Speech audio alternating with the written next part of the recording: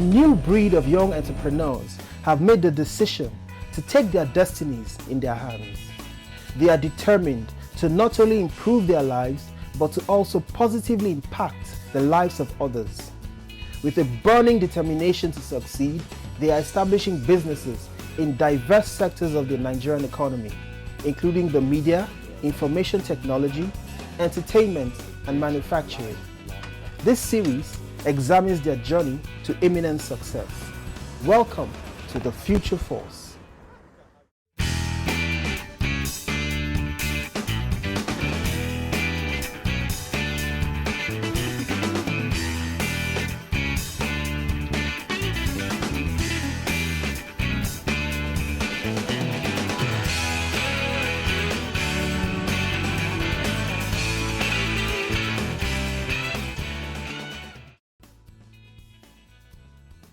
Labelle Synergy is a company that caters for the hair and other beauty needs of its clients. Ifeka, the CEO of the company, runs it from its headquarters in Lagos, Nigeria. She has a BSc in accounting from the University of Benin in Nigeria and an MSc in financial management and marketing from Middlesex University in the United Kingdom. Erica started her professional career in banking and went ahead to gain further experience in investment management. She provided financial advisory services to clients, a skill set that will ultimately prove invaluable in her future endeavors. After I finished my master's, I came back and worked in the bank. I worked at GTB for a bit. After then, I went on to work in an investment management firm, ARM. I worked there for about four years. And I was a relationship manager, managing investments, marketing, and giving advice to clients and all that. So I think from then was when I got this, managing clients, you're also managing their business, giving them advice on where to put their money, how to invest. And so I started thinking about things, I could do for myself. So I think that gave me the foundation or the grounds to be able to do my own thing. So that's where I started from. The decision to start her own company was as a result of various factors that included the demanding nature of her job and her desire to spend more time with her young family. After some thought, she decided that she could turn her passion for beauty into a business. Well, the decision came when I got married and I had my first child, and then going to work, managing a home became a very big task, traffic, the whole works. So I started looking, closing from work late, and obviously the job I was doing at the time was very demanding. So I started looking at, ways I could either work for myself and have more time for the home front. So that was really the motivating factor to start my own thing. On the other hand, starting something or what to do came about from a passion. Like, I've always liked beauty, I've always liked looking good, I've always liked, getting compliments. So I just thought, okay, it will come naturally for me to, come into the beauty business. So I started off as being a makeup artist because way before I even went to school, I'd loved makeup. So that just came naturally. I used to be very good with painting in school, color combination, color theory when I was in secondary school. So for me, the face now just turned into my artist tool. So that, was one side. Second was the hair side. I love my hair, I love looking good. So I just put the two together and said, okay, why don't I just do something that comes naturally for me? That way, one, I can motivate myself, and two, I won't get tired. So that's how I started the hair and makeup thing. Some of the advantages of working for yourself will be like what I'm doing now, going to pick my kids from school, having to be there for their PTA. I have a 5-year-old and a 2-year-old. I can concentrate, help them with their assignments, schoolwork, participate, school plays, have time for my husband, have time for my home, so it gives me a kind of a balanced life. If I'm doing what I love to do and I'm happy doing it and my home front is fine, it's easier to go through life when everything's settled. She acknowledges the fact that the beauty industry in Nigeria is competitive, a challenge that could be daunting for new entrants. But she is convinced that with passion and the right amount of research, money-making opportunities can be uncovered. The beauty industry in Nigeria is, I would say, very competitive in a way if you look at it. We have a lot of makeup artists, we have a lot of salons, we have a lot of spas, we have so many people doing the same thing. So I would say it's extremely competitive. So that's why I first of all mentioned having a passion or wanting to do it because it comes naturally. So for you as an entrepreneur in that business, if it's not a passion of yours, you probably get frustrated along the line because everyone is doing this, everyone is doing that. So where do you fall in? But if you don't have that passion and you don't have that zeal or determination to do what you love to do best, you probably get frustrated along the way. So I would say it's very competitive, but it's still a very fertile, sector, being that the Western world or the developed countries, they set the pace for which we follow. So if you keep yourself abreast in the sense that you go for your trainings, you're up to date with your product research, you know what your customers need, you can set a niche for yourself and be, one of those who set the pace before every other one follows. So it's up to you how you take the competition. If you look at it negatively, then you'll be demotivated. But you look on the brighter side and then you want to keep ahead of whatever it is that's going on. And then so you generally just work with that and let it motivate you, not demotivate you, something like that.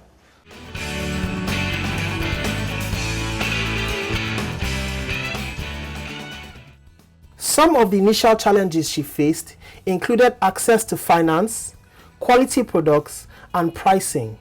She struggled to overcome them by starting small and conducting extensive research of the industry. Challenges initially would be,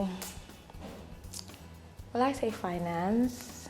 Yes, probably I would say finance. But I started small.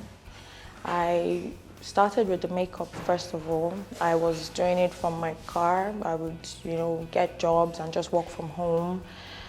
Later on, when I started getting more and wanting to do more of hair, I decided, okay, why don't I just put the two in the same engine and have a location? Then that was the challenge with, getting a location. Rent in Lagos is crazy, having to do that, having to stock up on products so that when your customers come, and not just products, we're talking about quality products. You can get any product here in the market, but it depends on what you use for your customers. I personally, I love myself. I'm sure everybody does, but I don't use things that are adulterated. I don't settle for second best. I go for the best. So if it's not the best, I don't use it for my clients. So that way, for you to get or lay your hands on, quality products, you need to spend a bit more. So that also was a challenge, trying to get access to those. You probably need to buy somewhere else, maybe abroad, bring them in. All that costs money. Yes, your customers want to hear that you have this quality product, but at the end of the day, when you transfer it to how much they're going to pay, are they willing to pay for the quality? So that also was a bit of a challenge, trying to say, okay, you know what, we have this service available. Yes, you get the same service elsewhere, but this is just quality. Although she faced the task single-handedly, the experience she had gathered from her previous employments proved invaluable. I have a foundation in marketing. I had, this knowledge, and I do a lot of research, business mentoring, reading. So, starting from scratch, I already knew, this is the location, this is my target market, this is where I want to be, this is who I want to speak to, and these are the kind of products I want to have, this is the standard I want. So I had all that in mind. Now putting them together, I practically did everything myself, from inventory to stationaries and I don't have anyone, I didn't have anyone working with me at the time. Erica's drive and passion has helped her get over difficult periods during which she even contemplated calling it quits. Every time when you get to a point where you want to expand, you're not getting customers, it's a bit quiet today. am I sure this is what I want to be doing? But that's where the passion comes in. That's where, you think about it and say, you know what, I don't have money in the bank, but you know what, I'm happy doing this, so I would continue. And at that point where you continue is where you get your breakthrough and things start happening. There's no business that is easy or straightforward. A lot of people just want to come and tell you, oh, you can do this today, and tomorrow you'll be like this. No, it never works like that. You just have to be persistent, and you have to keep on doing what you're doing for you to be able to say, okay, this is me in 2007, and look at me today. This is where I am. So it's a graph you need to plot, and you need to take your time doing.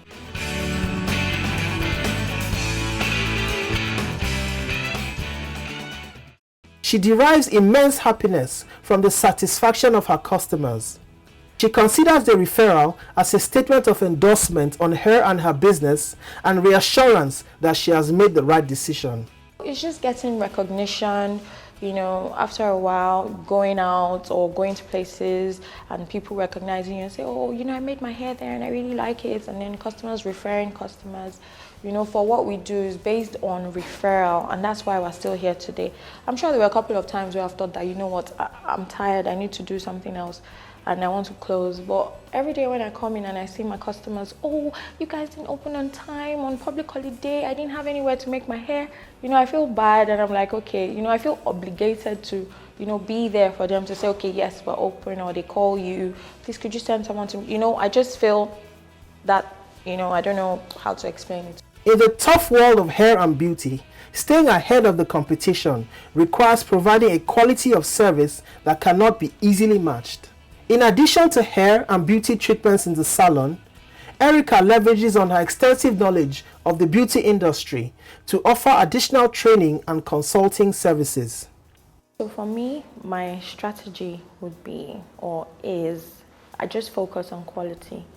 When you focus on quality delivery, quality service, quality products, every other thing turns around and speaks for you.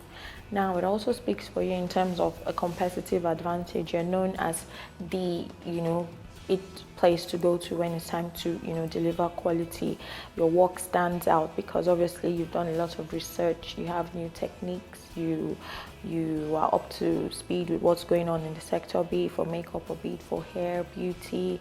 We also do a bit of, I try to have a one-on-one interaction with my customers or clients, being you walk in, I want it to be a personal service. I want it to be somewhere where you come to, where you feel comfortable, somewhere where you come to, you like the way it looks, somewhere where you come to and the people are friendly. Oh, madam, how are you today? How's your family?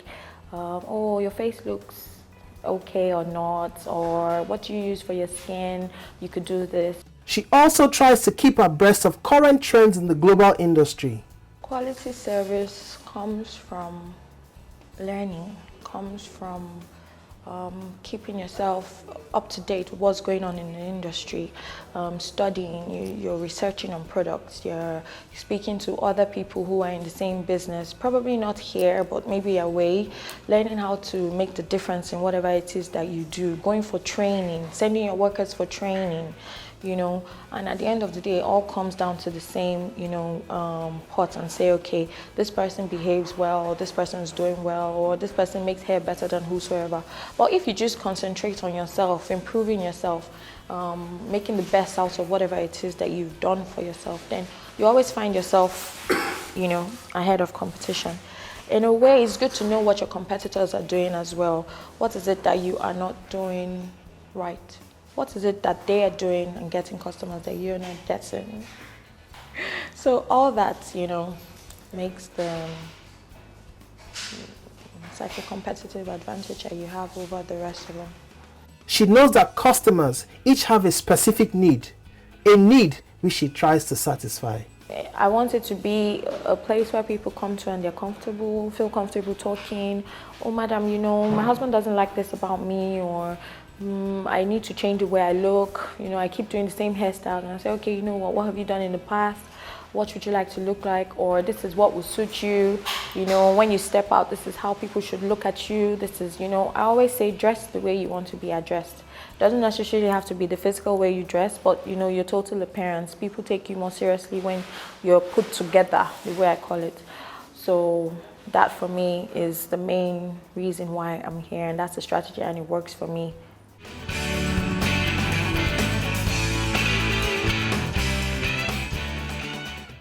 She constantly strives to increase the knowledge base of every employee of Labelle through regular training sessions. She wants to make Labelle Synergy an establishment where clients get exactly what they want, how they want it, and when they want it. Training comes naturally because when you have a lot going on in your head, you want to share. So being that I do a lot of research, products, you know, any product, be it home or abroad, I've probably tried them, tested them. I can tell you for a fact this can work and this cannot. I can tell you which product will stand or which product you would use that you would look like this and not. But you know, it's just for me, it's my work, it's what I do on a daily basis. I have people coming here to ask for advice on products, so I need to know and be able to say, okay, go this way or go that way. So I do a lot of research. Having done that, I just found out that I like to add value to others. There are some people I take on and do training for that probably don't even pay, but that is me just adding value to whatever it is, you know. So I do training, I do a bit of consulting, you know, I do personal consulting, being that you can walk in here and say, oh, I don't like the way I look, I want to do something about it. I see you all the time, madam, I like the way you're always put together. I say, okay, fine, come in on a Saturday and I'll give you certain number of hours and we can go through, come with your makeup bag, come with your, and let me see the way you look, and then I can tell you, okay, you can do this, you can do that. If you're going for dinner this evening with your husband or your boyfriend, this is what you should wear and this is how you should look. It just comes naturally for me, not that I went to school to learn style or anything, but your hair, your makeup should be on point, and then the rest just, you know, comes with how you should look, not overdressed. You're going for a wedding, your eyes shouldn't be too heavy, you're going to work, this is how you should look, you know, those things. So it comes with the consulting bits. So you have a lot of people who say, you know what, I don't pay too much attention to how I look, I just look drab, I just look, you know. So you come in and we say, okay, this is what we'll do for you. This is what you should get. We'll look at your makeup bag. Oh, madam, this is out of date. You've had this for 10 years, please throw it away, or whatever it is. So that bit also comes in. We also work with photographers. We do front cover editorials for makeup, for hair, whatever it is you want to sell. If you, for instance, you make beads, you come to me and say, oh, madam, you know, I make beads and I'm planning to have this photo shoot. I'll say, okay, this is the idea I have for you. This is what we can do. This is how we can work together. So my job doesn't just stop in, you know, the four corners of the shop. I'm always outside working with this, working with that, shoes, clothes, stylists. So I'm everywhere. I'm going to start off with a foundation. You can either use liquid foundation, cream foundation, or powder. Basically what I'm using now is powder. She has nice skin. I don't want to clog her pores, so I'm just using something very light. And this is like a daytime look, so she doesn't have to be really heavy or all made up to look too heavy. So just something light. She has nice eyebrows, so I'm just gonna enhance what she already has, which I have done. Don't want it to look too made out.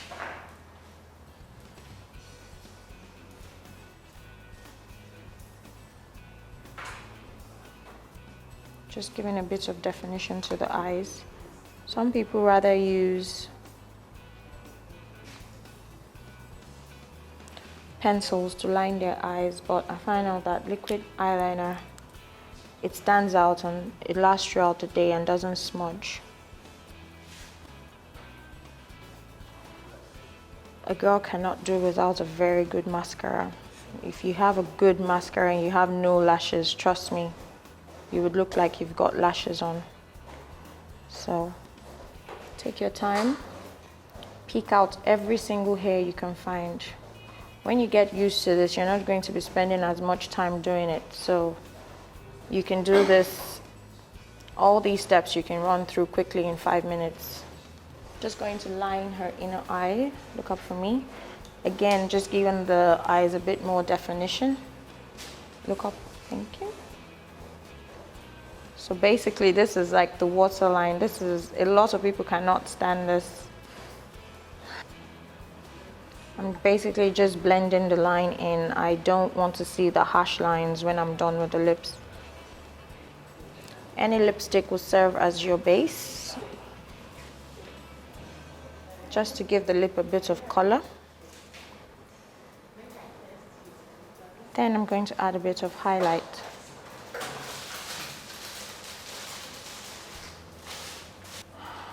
Just want to make her nose look a bit more defined.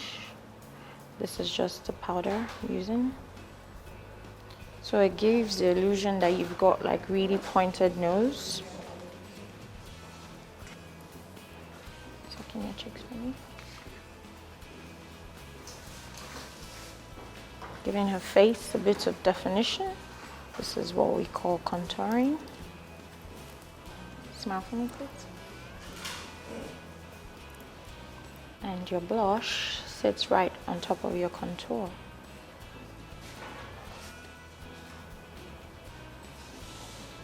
So we are done. Okay. Thank you. You okay?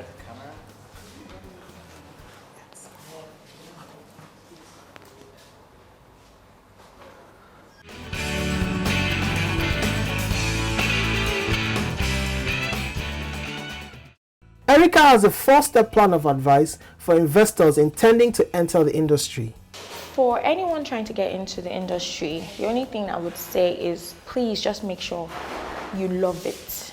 Make sure it's your passion. Make sure you're obsessed about beauty, or make sure you're obsessed about makeup.